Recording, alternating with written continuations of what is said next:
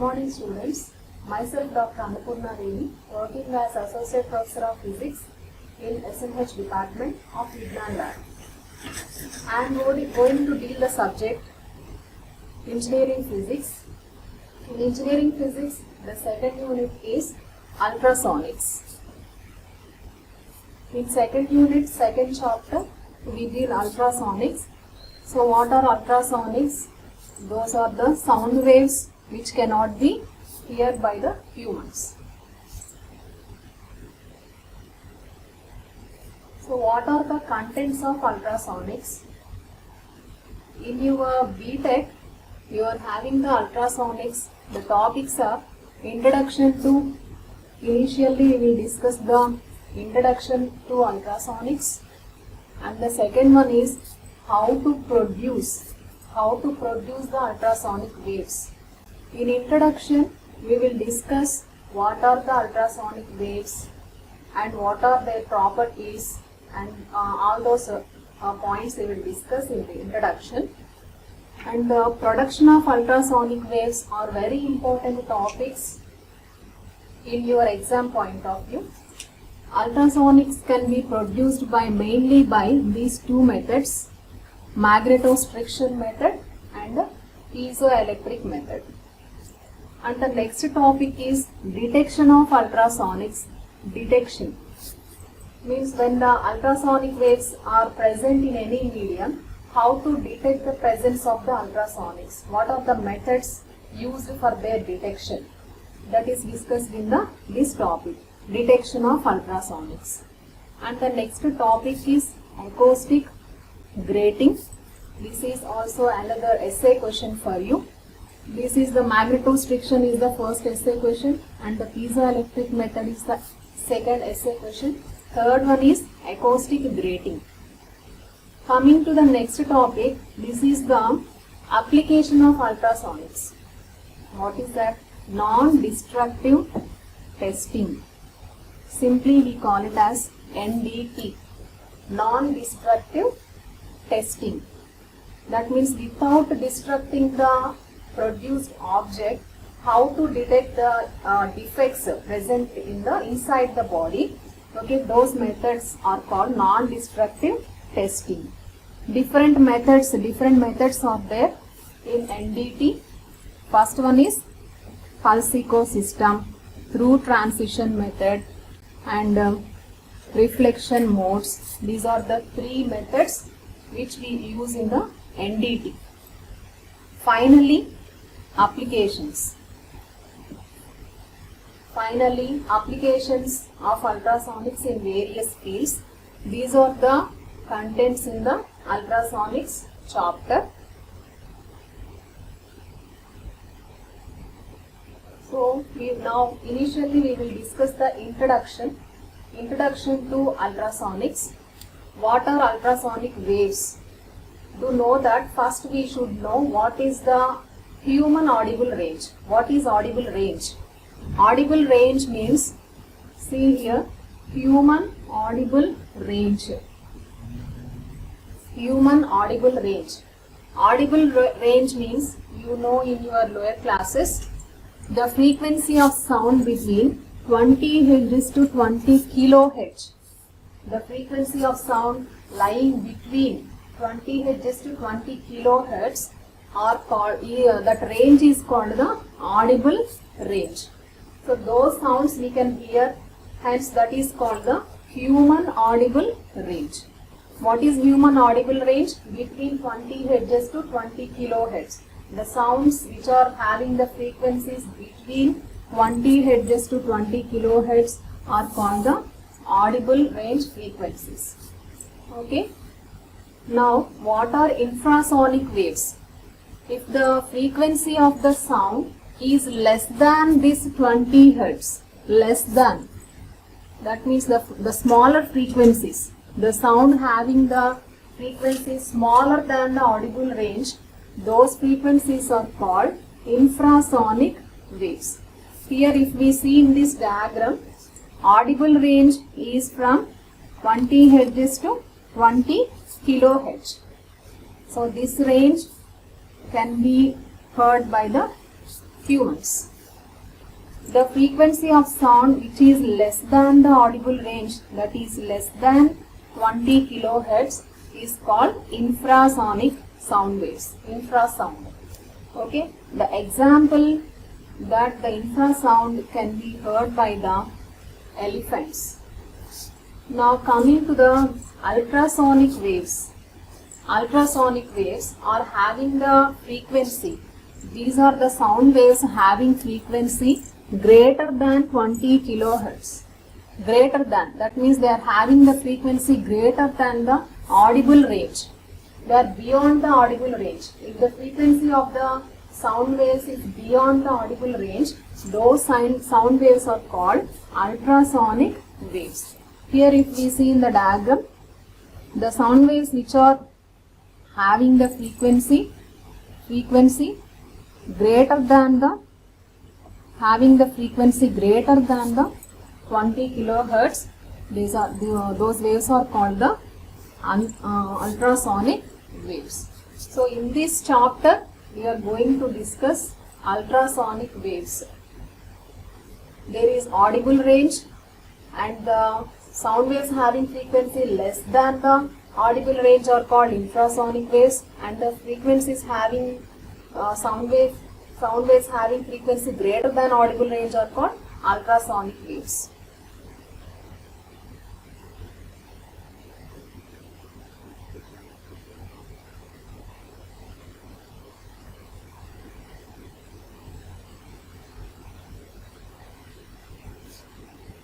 So in the introduction, how the name came, ultrasonics. Ultra means beyond.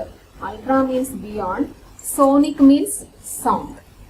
So the sound having the frequency beyond the audible range is called the ultrasonic.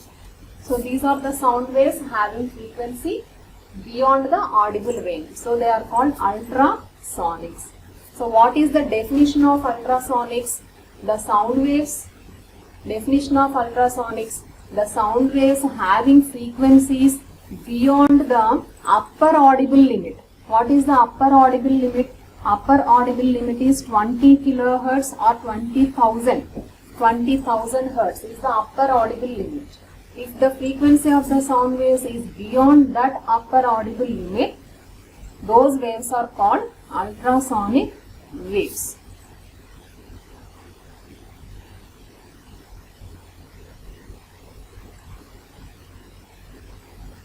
So in introduction only we will discuss what are the properties of ultrasonic waves.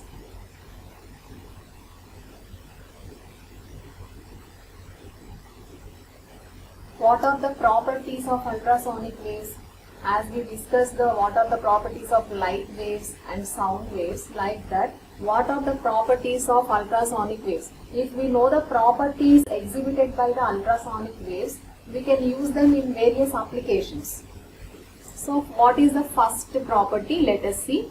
Ultrasonic waves are having high frequency and low wavelengths. As we have seen in the previous slides, that ultrasonic waves are having high frequency when compared to audible range. So they are having high frequency and automatically the wavelength is low. We know that frequency and wavelength are inversely proportional. So if frequency is high, wavelength is low. So these are the sound waves having frequency, high frequency and low wavelengths. And these are the sound waves. Sound waves are the mechanical waves. The mechanical waves, when they are traveling, they need a medium. So when ultrasonic waves require, when they are propagating, they need a material medium. In vacuum they can't travel. So second property is ultrasonic waves require a material medium for their propagation. They compulsory need a medium to propagate. Okay. Next property is, when they are propagating through any medium, what happens? When the ultrasonic waves are propagating through medium, what happens? The amplitude of those waves, the amplitude of those sound waves diminishes. That means decreases. when the ultrasonic waves are traveling through a medium from one place to another place, while after traveling their amplitude decreases. And the next one is when they are traveling through the medium but their energy will not be lost. Amplitude decreases but their energy will not be lost. When they are traveling through the long distances, when they are transmitted over long distances, there will be no appreciable loss of energy. Energy loss is very less, negligible. Loss is almost negligible. So when they are transmitted through any medium, even though they have traveled long distances, their energy loss will be less. That is one of the one of the advantage of the ultrasonic waves. And the next one is what is the speciality about their energy? They are having high energy. They are highly energetic than the audible sound waves. We know the audible sound waves are having the frequency between 20 Hz to 20 kHz. These are having frequency greater than 20 kHz. When compared to the audible sound waves, they are having the high energy. They are having high energy. So in this equation, we know that the equation for energy is E is equal to H nu. Energy, Planck's constant, and frequency. As frequency is high, energy is also high. These two are directly proportional. E is proportional to nu. We know that the frequency of the ultrasonic waves are high, so the energy is also high. Okay. Next property, ultrasonic waves obey laws of reflection and laws of refraction. Law of reflection and law of refraction. Like light waves, we know that light waves obey laws of reflection and laws of refraction. What is law of reflection? Angle of incidence is equal to angle of reflection. Incident ray, reflected ray and the normal lie in the same plane. Those are the law of reflection. So those laws of reflection are obeyed by the ultrasonic waves. Next, what are the laws of law of refraction? Okay, in the law of refraction, the incident ray, refracted ray and the normal lie in the same plane and they obey Snell's law. U is equal to sin I by sin R. So those are the laws of refraction.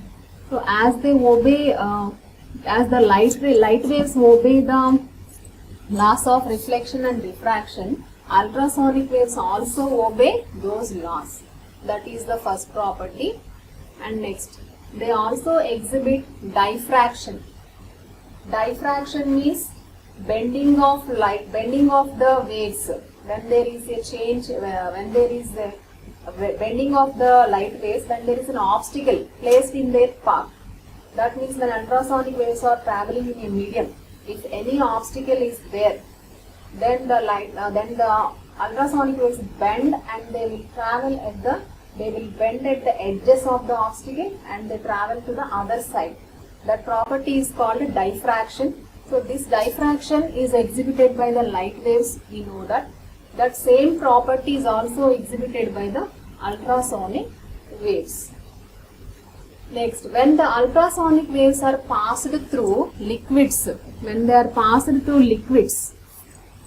ultrasonic waves are passed through liquids, they will produce heat, intense heat. They will produce heat. So heat is produced. That effect is called cavitation. So they produce cavitation, that means intense heat effect when passed through liquids. Hence they are used in various applications. Due to this heating property, they are used in various applications.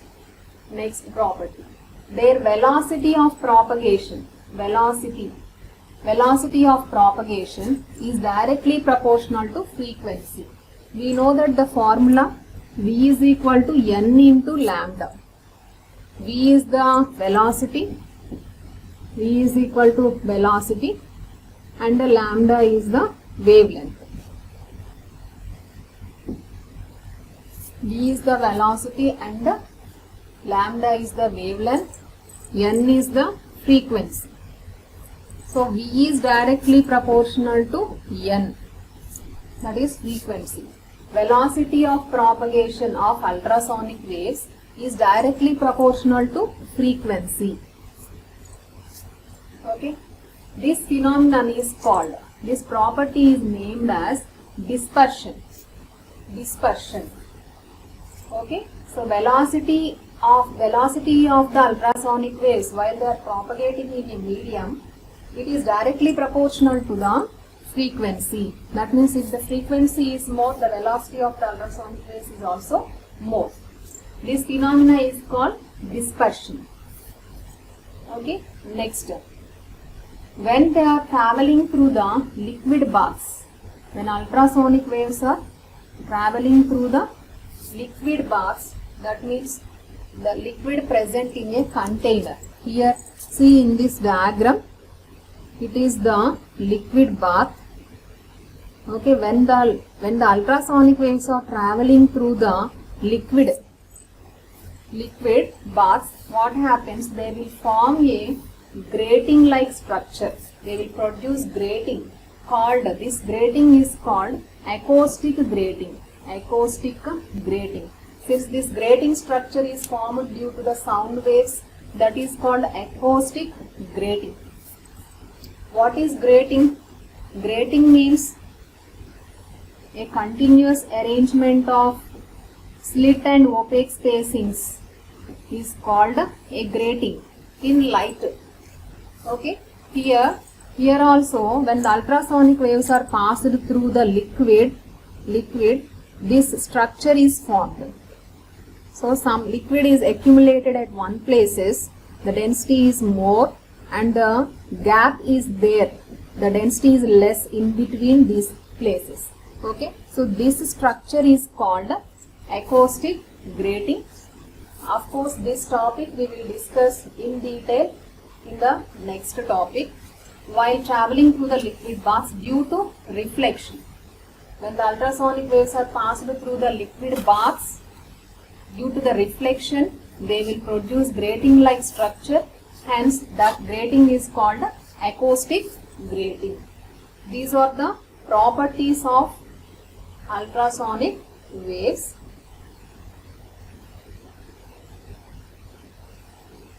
So up to now we have discussed what are the properties of ultrasonic waves. Well, what happens when they are passing through the medium? They will require a medium to pass or to propagate. And what happens when they are propagated through the liquid? Heating effect is produced, and all the properties we have discussed up to now. Now, how to produce the ultrasonic waves? Production of ultrasonic waves. How to produce ultrasonic waves? Mainly there are two methods. First one is magnetostriction method and the second one is piezoelectric method. What is the method? First one is magnetostriction method. Second one is piezoelectric method. Based on the principle they used, they named like this. Magnetostriction method uses magnetostriction effect and piezoelectric method is based on the principle inverse piezoelectric effect. Okay, next term. So first we will discuss what is magnetostriction method and what is the principle involved in the magnetostriction method. This magnetostriction method was discovered by the scientist Joule. And what is the principle used in the magnetostriction method? The principle is magnetostriction effect. What is meant by magnetostriction effect? Here, let us observe in this diagram. It is a ferromagnetic material, ferromagnetic rod. Ferromagnetic means it may be iron or nickel.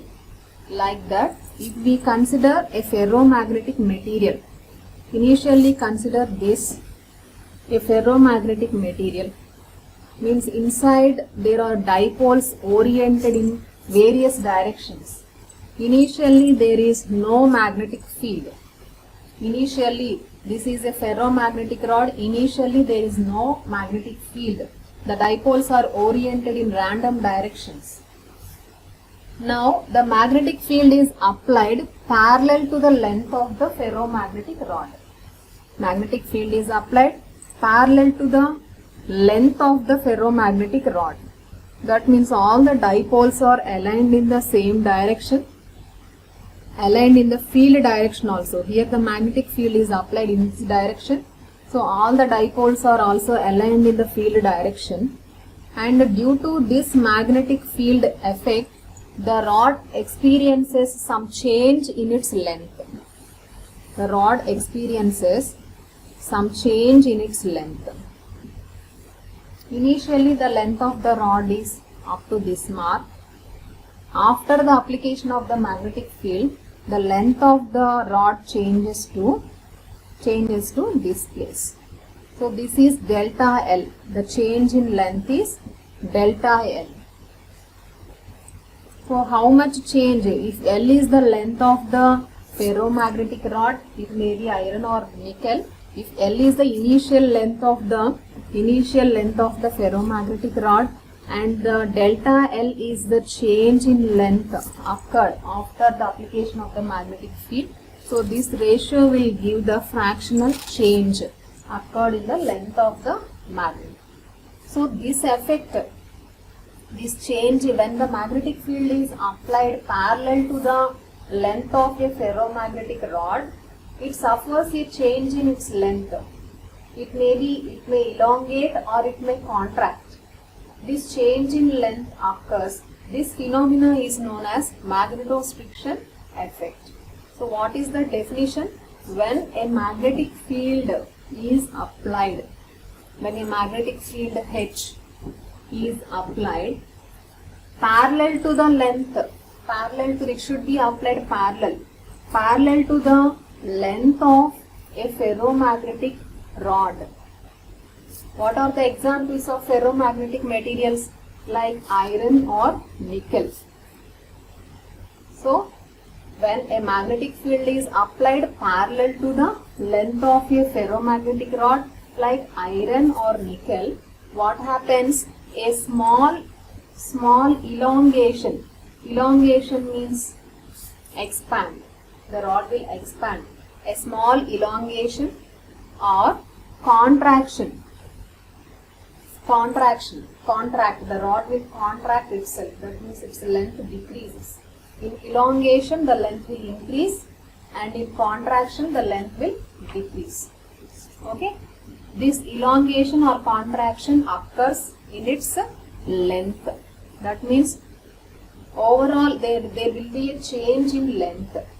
The change may be increase or decrease. Okay, this effect, this phenomena exhibited by the ferromagnetic materials is known as magnetostriction effect.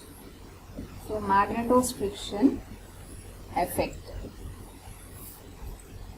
This principle is involved in the magnetostriction method. Using this principle, Joule produced the ultrasonic waves. Using this method, ultrasonic waves of frequencies up to 300 kilohertz can be produced. More than 300 kilohertz frequencies can be produced by the next method, piezoelectric method. So we have discussed the principle of magnetostriction method. So to produce the ultrasonic waves, what is the construction Joule has used?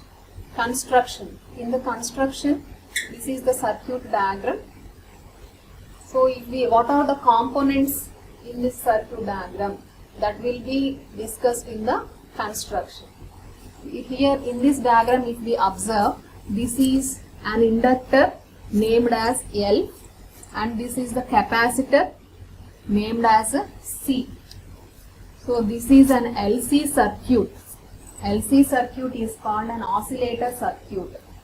This is a milliammeter, switch S, this is inductor L, capacitor C. This is connected to a DC supply battery. This is an NPN transistor. As you all know, this is the symbol of an NPN transistor. Base, collector, emitter. So this is an NPN transistor where emitter is grounded, and here another inductor is there. It is named as L1, and this is a ferromagnetic rod. Ferromagnetic rod placed inside the inductors L and L1, and it is clamped at the middle. It is clamped, that means it is fixed at the middle. So these are the parts involved in the circuit diagram to produce the ultrasonic waves through the magnetostriction method. So what is the principle, how it works, we will discuss in the working.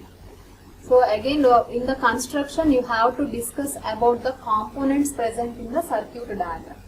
So this combinedly L and C is called the LC circuit. LC circuit is called an oscillator circuit. So LC circuit, it is connected to the collector.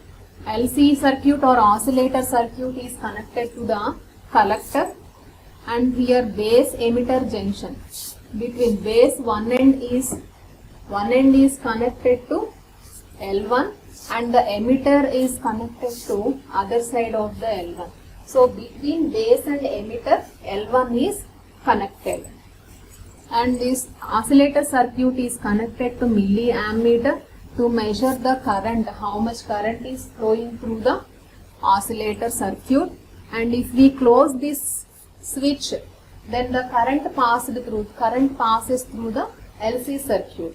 From this DC supply, from this battery, current is flowing in this direction. If we close this switch, then the current starts flowing in the circuit.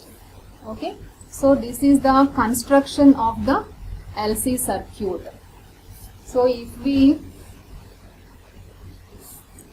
go to the next slide, what is the construction, what are the components we have discussed, how that circuit works, that comes under working. So what is the first point? When the supply is switched on. When the supply means we have seen the DC supply. If the supply is on, then the collector current starts rising. So when the switch is closed and the DC supply is on, current passes through the LC circuit. LC circuit is connected to the collector. So the collector current rises, it starts increasing. Collector current rises, and the oscillations start in the LC circuit. So LC circuit oscillations starts producing in the LC circuit, and such oscillations would decay in the left side. Left side means left side there is a ferromagnetic rod continuation is there. Right side the oscillations are produced in the LC circuit, so the rod starts vibrating, whereas those oscillations are decayed, they are decreased at the left side. So to overcome this problem, due to the positive feedback given to the transistor, NPN transistor is there. To that transistor we are applying LC circuit, we are connecting LC circuit. So the oscillations produced in the LC circuit are given positive feedback to the transistor. So the signals are amplified.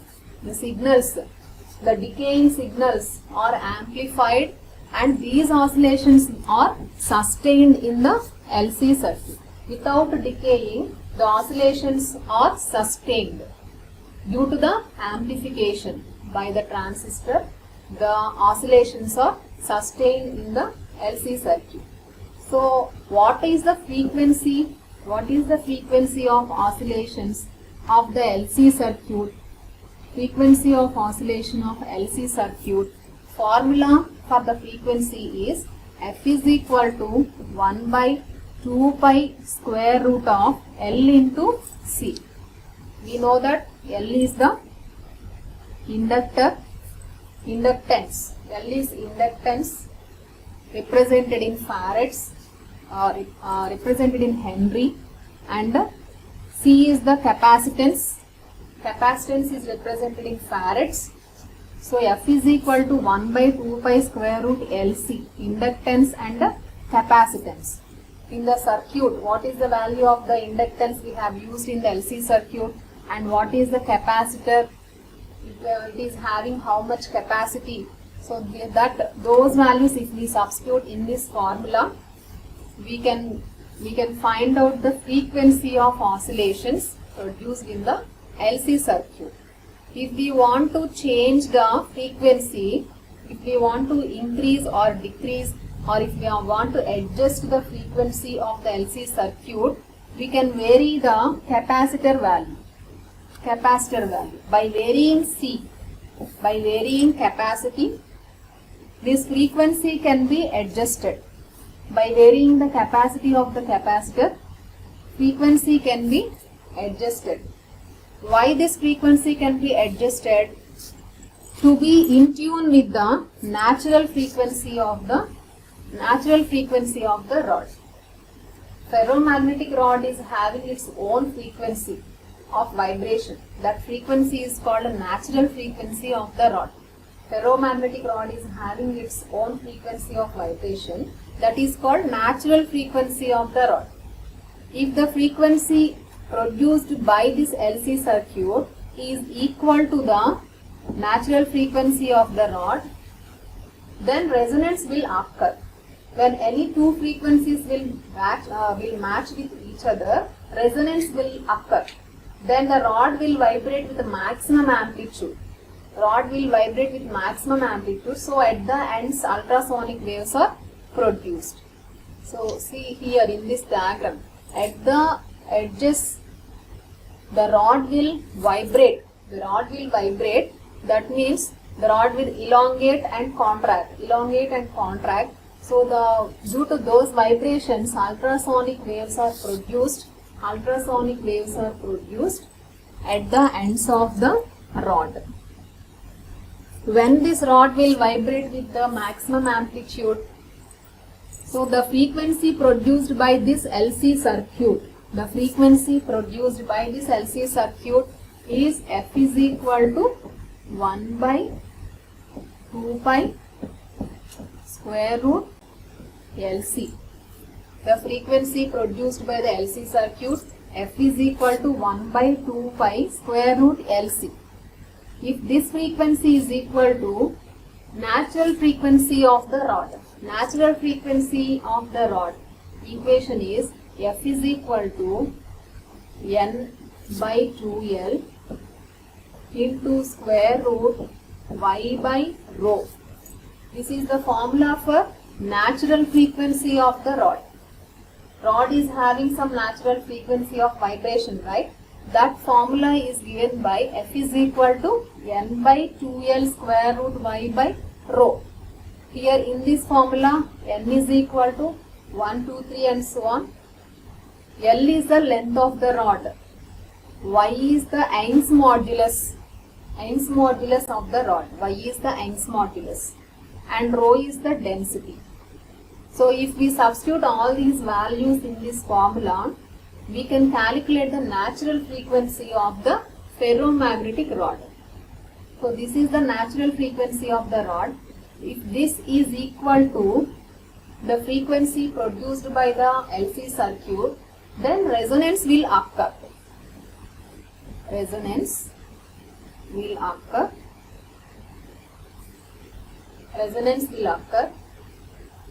Then the rod will vibrate with the maximum amplitude. So it will vibrate very fast. So from those ends the ultrasonic waves will be produced. So that is the working involved in this magnetostriction method. So in this slide we have discussed the what is the formula for the frequency of ultrasonic, frequency of LC circuit. Okay.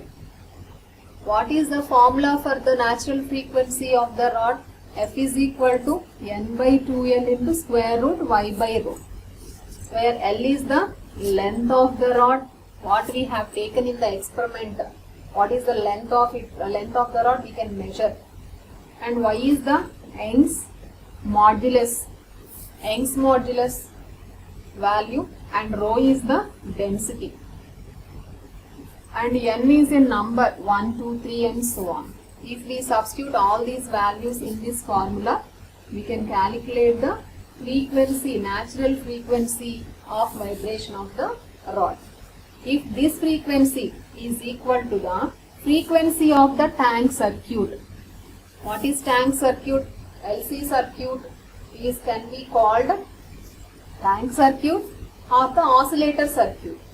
So when the frequency of the tank circuit matches or equal to the natural frequency of the ferromagnetic rod. Natural frequency of the ferromagnetic rod is this value. If the frequency of the LC circuit or tank circuit or oscillator circuit, that is F is equal to 1 by 2 pi square root LC. Okay, this formula, this is the frequency for LC circuit. If this frequency is equal to the natural frequency of the rod, if they both matches with each other, then the rod vibrates with maximum amplitude. Rod vibrates with maximum amplitude. Amplitude means the maximum displacement from the mean position. From the mean position, how much maximum displacement it can make, that is the amplitude. So it will vibrate with maximum amplitude. So the length of the rod changes, it will elongate and contract. So this change in length depends on, change will occur. This change in length depends on which factors? The length of the rod changes. Of course, it may increase or it may decrease. That change in length depends on which factors? That is, first one is magnitude of the field. Magnitude of the field applied. That means we are applying the magnetic field parallel to the length of the ferromagnetic rod, right? That magnitude of the field, that value of the field. So that is one of the factors which affect the length of the rod. And the second one is nature of the material which we are using in the experiment. What is resonance condition? Matching of the two frequencies. Matching of the two frequencies. If the frequency of the LC circuit is equal to the natural frequency, so this natural frequency of the rod is equal to the frequency of the tank circuit, then resonance occurs. So the rod will vibrate with maximum amplitude. So at the ends of the rod, ultrasonic waves are produced. So thus the ultrasonic waves are produced using magnetostriction effect in magnetostriction method. This method was discovered by the scientist Joule. So what are the advantages and disadvantages of this magnetostriction method? Let us see. What are the advantages? First one, advantages. In this method we use ferromagnetic materials. Ferromagnetic materials means iron and nickel. These are very much available in they are abundant in the nature. So they are easily available and they are inexpensive also. Their cost is very less, hence that is one of the advantage to use this method. And the second one is the oscillatory circuit is simple to construct. Oscillatory circuit means LC circuit. So LC circuit construction is very easy. That is another advantage. And the large output power can be produced. Large output power. So that the power of the ultrasonic waves produced is very large. These are the advantages of magnetostriction method. What are the disadvantages? Disadvantages: using this method, the frequencies below 300 kilohertz can be produced, and above 300 kilohertz, the sound waves having frequencies above 300 kilohertz, they cannot be generated using this method. If we require any sound waves, any ultrasonic waves having frequencies greater than 300 kilohertz, those waves cannot be produced using this method. For this purpose, we will use piezoelectric method. That is one of the disadvantage. And the frequency of oscillations. The frequency of oscillations depends greatly on temperature. They are temperature dependent. The frequency of oscillations are temperature dependent. That means if the temperature is varied, the frequency also varies. That is one of the disadvantage. And single frequency oscillations cannot be generated. Single frequencies cannot be generated using this method. That means we will obtain the range of frequencies only. We cannot obtain single frequency. So that is one of the disadvantage. And the eddy current losses appear in this method. Eddy current means if we apply an alternating magnetic field to a conductor, let us consider any conducting material like iron. If we apply an alternating magnetic field to that conductor, automatically the EMF is developed inside that conductor. That is called Faraday's law. Due to Faraday's law, if we apply the alternating magnetic field to a conductor, EMF is developed in that conductor. Due to that EMF, current is flowing through that conductor. That current is called eddy current. This eddy current, since this current is not used in any manner, that leads to loss. So these eddy current losses appear in this. We can observe eddy current loss in this method. So these are the disadvantages of this method. So to overcome these disadvantages, we will produce the ultrasonic waves using another method, that is piezoelectric method. Piezoelectric method is based on the piezoelectric effect. What is piezoelectric effect? First we have to know what is piezoelectric effect. Here let us observe, this is a quartz crystal. It is not applied with any stress, so it is unstressed quartz. We have not applied any stress. It is a simple quartz crystal. Now in the second figure, we have applied some compressive stress. That means we are compressing that material. We are pressing that material on both sides. Then what happens, what is observed when we apply compressive stress to this crystal? This crystal is having two faces. This is one face, this is one face. These are one pair of faces, and the other two pairs of faces are these. Other two pairs of faces. If we apply stress to one pair of faces of the crystal, on the other pair of faces, what happens? Here charges are induced. Let us observe here. Positive charge and negative charge. Equal and opposite charges are developed on the other pair of faces of the crystal. So if we observe the four faces of the crystal, for one pair of faces, if we apply the compressive stress, then on the other pair of faces, opposite electric charges are developed. Okay, so charge is induced in one way. Here if we apply another type of stress, that is tensile stress. Tensile stress means we pull that material. We will apply the stress or force in this direction. We will pull that material. That is called tensile stress. We will apply stress in these directions to one pair of faces. Then the charges are induced on the other pair of faces. Of course, the charges are changed. Here positive charge is produced and here negative charge is produced. In this diagram, on the left side negative charge is produced and right side positive charge is produced.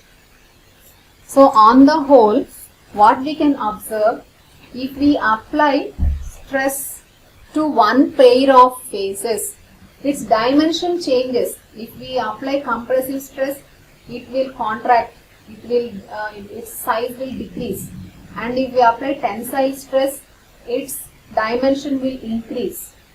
So if we change the dimension of the crystal by applying the stress, then what happens? On the other side of faces, opposite electric charges are developed.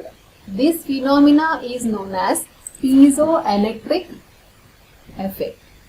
This phenomena is known as piezoelectric effect. So what is the definition? When one pair of opposite faces of certain crystals. What are the examples of the crystals? The crystals may be quartz crystals, tourmaline crystal,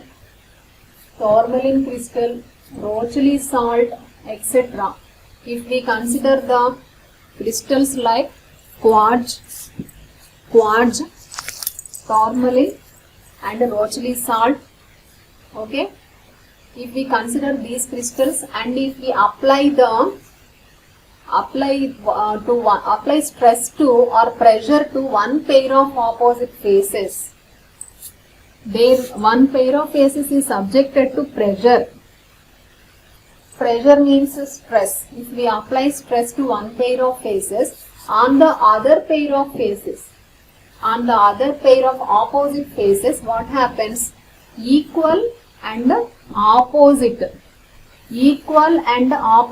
electric charges are developed. So if we apply the pressure on one pair of faces, on the other pair of faces, equal and opposite electric charges are developed. Okay, this phenomena is called piezoelectric effect. So in the production of ultrasonics, we use inverse piezoelectric effect. Inverse piezoelectric effect. We are not going to use piezoelectric effect. The inverse piezoelectric effect we use in the production of ultrasonic waves in piezoelectric method.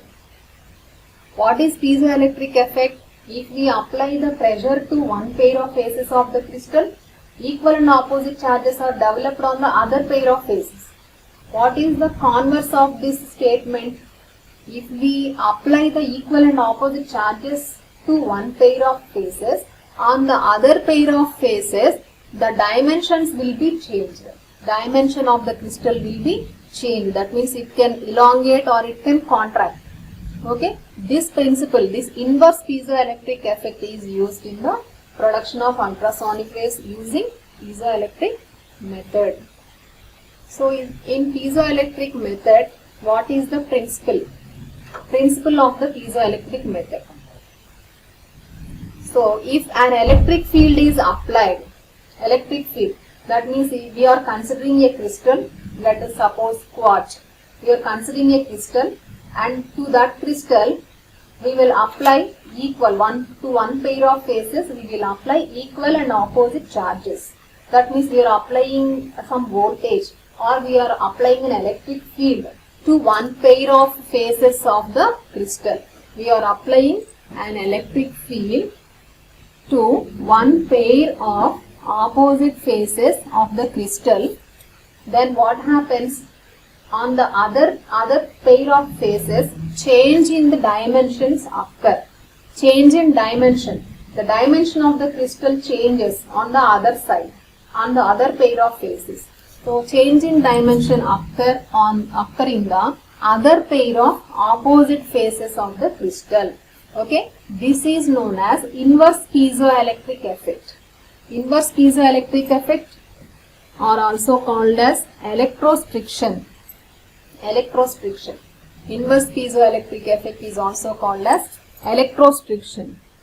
So this inverse piezoelectric effect is used in the production of ultrasonic waves using the piezoelectric method.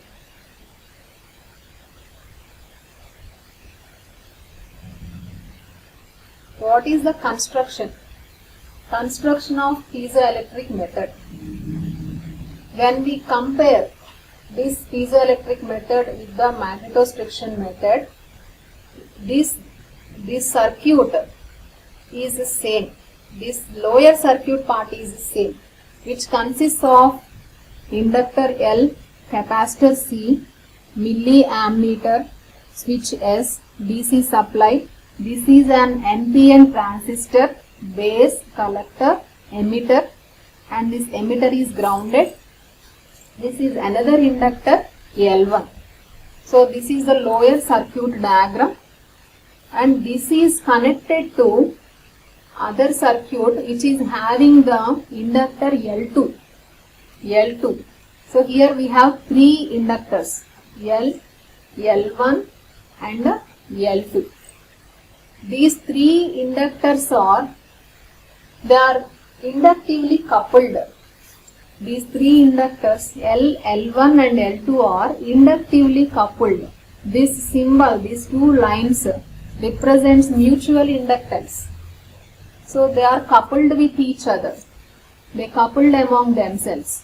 So the ends of this L2 are connected to the plates A and B. These are the plates A and B. Plate A and plate B, metal plates. A and B are the metal plates. And the Q is the quartz crystal placed in between the two metal plates A and B. So this is the construction of piezoelectric method. So these are the components involved in the circuit diagram in the construction of piezoelectric method. So what happens when we flow the current through the circuit? That we will discuss in the working.